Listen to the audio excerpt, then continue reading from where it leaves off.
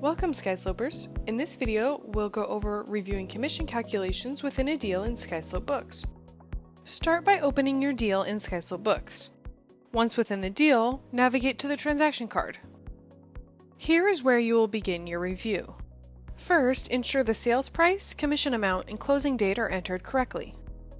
Use the gross commission calculator to ensure the commission is calculating as expected. Next, review the selected commission payer. If there isn't one selected, switch over to the Contact References tab. Use the Closing Company Contact field to either create a new closing company contact or select one from your saved contacts.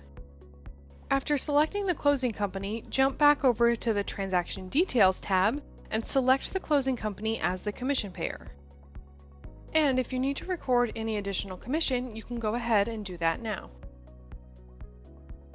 After reviewing the transaction card, you're ready to move on to the deal disbursement card.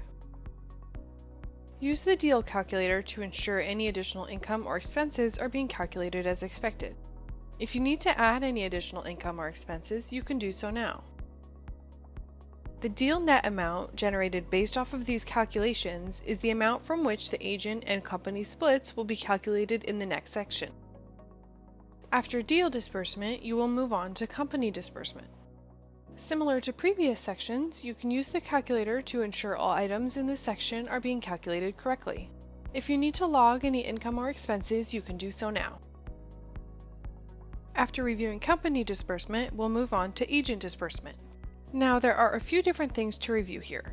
If there are multiple agents on a deal, you can access the All Agents overview and manage shared expenses on this first tab. To take a closer look at an individual agent's breakdown, click on that agent's name.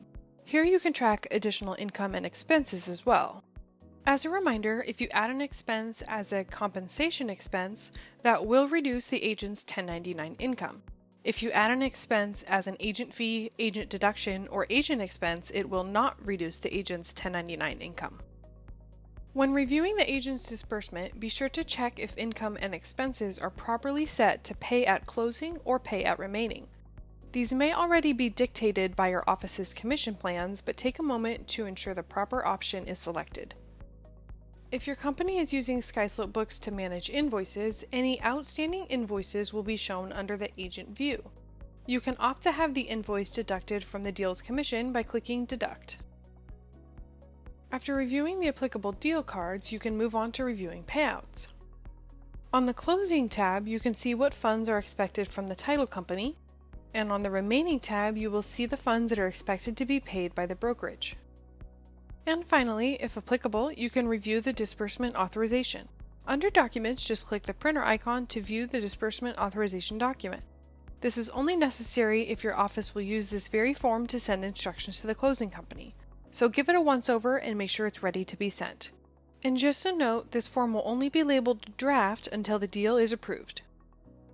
If you made any changes to the deal during your review, be sure to click Save in the bottom right corner to save your changes. And there you have it.